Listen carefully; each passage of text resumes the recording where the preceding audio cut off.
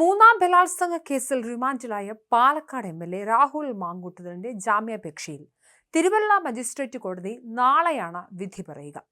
ജാമ്യാപേക്ഷയിൽ വാദം പൂർത്തിയാക്കി അടച്ചിട്ട കോടതി മുറിയിലായിരുന്നു വാദം.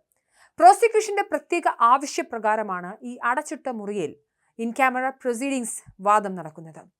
ഇരയുടെ സ്വകാര്യത, കേസിലെ സെൻസിറ്റീവായ വിവരങ്ങളുമൊക്കെ പരിഗണിച്ചാണ് ഈ നടപടിയിലേക്ക് പ്രോസിക്യൂഷന്റെ റിക്വസ്റ്റ് പ്രകാരം കോടതി പോകുന്നത്.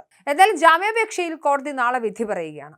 കേസ് അന്വേഷിക്കുന്ന പ്രത്യേക അന്വേഷണ സംഘം സമർപ്പിക്കുന്ന റിപ്പോർട്ട് എന്തായാലും കോടതിയിൽ നിർണായകമാകും. രാഹുൽ മാങ്കൂട്ടത്തിൽ അന്വേഷണവുമായി സഹകരിക്കുന്നില്ല എന്ന കാര്യം ക്രൈംബ്രാഞ്ച് കോടതിയെ അറിയിച്ചിട്ടുണ്ട്. രാഹുൽ മാങ്കൂട്ടത്തിന് വേണ്ടി അഡ്വക്കേറ്റ് ശാസ്തമംഗലം അജിത്താണ് ഹാജരായത്. കേസ് അന്വേഷിക്കുന്ന SITയുടെ റിപ്പോർട്ട് കൂടി പരിഗണിച്ചാണ് എന്തായാലും ജാമ്യാപേക്ഷയിൽ കോടതി തീരുമാനമെടുക്കുക. എന്തൊക്കെയാണ് ഈ കോടതി മുറിക്കുള്ളിൽ നടന്നത്? എന്തൊക്കെയാണ് രാഹുൽ മാങ്കൂട്ടത്തിനെതിരായി പ്രോസിക്യൂഷൻ ഹാജരാക്കിയ തെളിവുകൾ? എന്തായാലും കഴിഞ്ഞ ദിവസം കസ്റ്റഡിയിൽ വാങ്ങിയ രാഹുലിനെ പീഡനം നടന്നതായി പറയപ്പെടുന്ന തിരുവല്ലയിലെ ഹോട്ടലിൽ എത്തിച്ച് തെളിവെടുപ്പൊക്കെ നടത്തിയിരുന്നു. ചോദ്യം ചെയ്യലടക്കം രാഹുൽ സഹകരിക്കുന്നില്ലെന്ന കാര്യം സ്റ്റേറ്റ് ക്രൈംബ്രാഞ്ച് കോടതിയെ അറിയിക്കുകയും ചെയ്തിരുന്നു. കേസിൽ നിർണായകമായ ഡിജിറ്റൽ തെളിവുകൾ, അതായത് മൊബൈൽ ഫോൺ, ലാപ്ടോപ്പ് തുടങ്ങിയവ കണ്ടെത്താനുണ്ട്. ഈ സാഹചര്യത്തിൽ പ്രതിക്ക് ജാമ്യം നൽകുന്നത് അന്വേഷണത്തെ ബാധിക്കുമെന്നും തെളിവുകൾ നശിപ്പിക്കാൻ ഇടയാക്കുമെന്നും പ്രോസിക്യൂഷൻ വാദിച്ചിട്ടുണ്ട്. ഈ പരാതിക്കാരിയായ യുവതിയെ പ്രണയം നടിച്ച് പീഡിപ്പിച്ചുവെന്നും ഭീഷണിപ്പെടുത്തിയെന്നും അതിനാൽ ഉണ്ടായ മാനസിക സമ്മർദ്ദത്തിൽ ഗർഭഛിദ്രം നടന്നുവെന്നും സാമ്പത്തികമായി ചൂഷണം ചെയ്തു എന്നുള്ള ആരോപണങ്ങൾ അതീവ ഗൗരവമുള്ളതാണെന്നാണ് പ്രോസിക്യൂഷൻ ചൂണ്ടിക്കാട്ടുന്നത്. പക്ഷേ ഇവിടെ ഏറ്റവും പ്രധാനപ്പെട്ട കാര്യം, പീഡനം നടന്നതായി പറയപ്പെടുന്ന തിരുവല്ലയിലെ ഹോട്ടലിൽ രാഹുൽ മറ്റൊരു പേരിൽ വ്യാജമായി മുറിയെടുത്തുവെന്ന കാര്യവും പോലീസ് കണ്ടെത്തുന്നുണ്ട്. ഇത് ദുരൂഹമാണെന്നും ഗൂഢാലോചന വ്യക്തമാക്കുന്നുവെന്നും പ്രോസിക്യൂഷൻ വാദിക്കുന്നുണ്ട്. പ്രതി രാഷ്ട്രീയ സ്വാധീനമുള്ള വ്യക്തിയാണ്. അതിനാൽ തന്നെ ജാമ്യം ലഭിച്ചാൽ സാക്ഷികളെ ഭീഷണിപ്പെടുത്താം, സ്വാധീനിക്കാനൊക്കെയുള്ള സാധ്യതകളുണ്ടെന്നും അന്വേഷണ സംഘം കോടതിയെ ബോധിപ്പിച്ചിട്ടുണ്ട്. നമുക്കറിയാവുന്ന കാര്യമാണ് രാഹുൽ മാങ്കൂട്ടത്തിനെ ജയിലിലേക്ക് അയച്ച സാഹചര്യമൊക്കെ.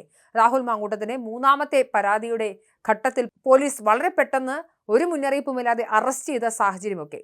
എന്തായാലും ജാമ്യം നൽകുന്നതിനെ ശക്തമായി പ്രോസിക്യൂഷൻ എതിർത്ത് രംഗത്ത് വരുന്നുണ്ട്. രാഹുലിനെതിരെ നിരന്തരം പരാതികൾ ഉയരുകയാണ് എന്നൊരു പ്രധാനപ്പെട്ട വാദവും പ്രോസിക്യൂഷൻ ഉന്നയിക്കുന്നുണ്ട്. നോക്കൂ, കഴിഞ്ഞ കുറേയധികം നാളുകളായി രാഹുൽ മാങ്കൂട്ടത്തിൽ എന്ന് പറയുന്ന രാഷ്ട്രീയ നേതാവിന്റെ ക്രെഡിബിലിറ്റി പൂർണ്ണമായും നശിച്ചിട്ടുണ്ട്.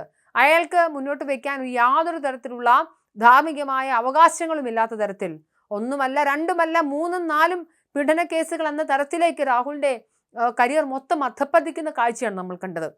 അതുകൊണ്ട് തന്നെ തുടർച്ചയായി ലൈംഗിക പീഡന പരാതികൾ ഉയരുകയാണെന്ന പ്രോസിക്യൂഷൻ വാദം കോടതി എന്തായാലും അംഗീകരിക്കും.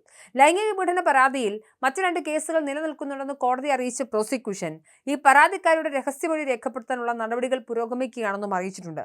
ഇതാണ് രാഹുൽ മാങ്കൂട്ടത്തിന് ആകെയുള്ള ഒരു ലൂപ്പ് ഹോൾ. അതായത് ഈ പരാതിക്കാരിയെ കൊണ്ടുവന്ന് മൊഴിയെടുക്കുകയും പരാതി ലഭിച്ച ഇത്ര ദിവസത്തിനകം ഒപ്പിടണമെന്നും അയാൾ പ്രസന്റ് ആകണമെന്നും അടക്കമുള്ള ചട്ടങ്ങൾ നിലനിൽക്കവേ ഇതൊന്നും പാലിക്കാതെയാണ് SITയുടെ അന്വേഷണം എന്നൊരു വലിയ ആരോപണമുണ്ട്. അതുകൊണ്ട് തന്നെ രാഹുൽ മാങ്കൂട്ടത്തിന് ഏതെങ്കിലും തരത്തിൽ രക്ഷപ്പെടാൻ സാധിക്കുന്നുണ്ടെങ്കിൽ അത് കേരള പോലീസിന്റെ ഇത്തരത്തിലുള്ള പിടിപ്പുകേടുകൾ കൊണ്ടുകൂടി ആവാനുള്ള സാധ്യതകൾ ഉണ്ടെന്നും രാഷ്ട്രീയ നിരീക്ഷകർ പറയുന്നുണ്ട്. എന്നാലും കേസിൽ പ്രതിയും പരാതിക്കാരെയും തമ്മിലുള്ള ചാറ്റ് വിവരങ്ങൾ പ്രതിഭാഗം കോടതിയിൽ ഹാജരാക്കി കഴിഞ്ഞു. എല്ലാം പരസ്പര സമ്മതത്തോടെയാണ് എന്നതാണ് പ്രതിഭാഗത്തിന്റെ വാദം. ജാമ്യം കിട്ടിയാൽ പ്രതി മുങ്ങുകയില്ല എന്നും പ്രതി ഉത്തരവാദിത്തമുള്ള ജനപ്രതിനിധിയാണെന്നും പ്രതിഭാഗം വാദിക്കുന്നുണ്ട്. 2024 ബലാത്സംഗം ചെയ്യപ്പെട്ടതായി ആരോപിക്കുന്ന യുവതി 3 മാസം മുൻപ് MLA സ്വകാര്യമായി കാണണമെന്നാവശ്യപ്പെട്ട് രാഹുൽ മാങ്കൂട്ടത്തിന്റെ അടുത്ത സുഹൃത്തായ ഫെനി നൈനയോട് സംസാരിച്ചടക്കമുള്ള തെളിവുകളൊക്കെ നിർണായകമാണ്.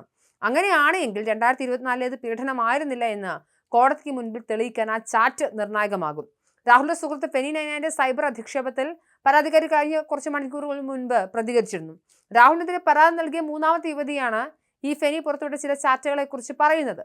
ഫെനിയുടെ സൈബർ അധിക്ഷേപം ഇനി പരാതിക്കാർ മുന്നോട്ട് വരുന്നത് തടയാനാണെന്നും ചാറ്റിന്റെ ചില ഭാഗങ്ങൾ പുറത്തുവിട്ട് തന്നെ അധിക്ഷേപിക്കാനാണെന്നൊക്കെ പരാതിക്കാരി പറഞ്ഞാൽ പോലും 2024 പീഡനം നടന്നു എന്നുള്ളതിനെ തെളിയിക്കുന്ന യാതൊരു തരത്തിലുള്ള തെളിവുകളും ഹാജരാക്കാൻ SITക്ക് സാധിച്ചിട്ടില്ല. മാത്രമല്ല, അതിനുശേഷം രാഹുൽ മാങ്കൂട്ടത്തിലിനെ കാണാൻ ഫെനിയോട് ആവശ്യപ്പെടുന്ന പരാതിക്കാരുടെ ചാറ്റ് അടക്കമുള്ള കാര്യങ്ങൾ നിർണായകമാണ്. പക്ഷെ തുടർച്ചയായിട്ടുള്ള പീഡന പരാതികൾ വരുന്ന രാഹുൽ മാങ്കൂട്ടത്തിൽ എന്ന് പറയുന്ന വ്യക്തിക്ക് സമൂഹത്തിൽ തിരിച്ചിറങ്ങിയാൽ സ്വാധീനിക്കാനും പരാതിക്കാരെ ഏതെങ്കിലും തരത്തിൽ കയ്യേറ്റം ചെയ്യാനുള്ള സാഹചര്യങ്ങൾ ഉണ്ടാക്കാൻ ഒരു സാധ്യതയെങ്കിലും കണ്ടാൽ അത് കോടതി വലിയ രീതിയിൽ മുഖവിലക്കെടുക്കും. അതുകൊണ്ട് തന്നെ രാഹുൽ മാങ്കൂട്ടത്തിനെതിരായി ഇന്ന് നടത്തിയ പ്രോസിക്യൂഷന്റെ വാദങ്ങളെല്ലാം തന്നെ വളരെ വാലിഡാണ്.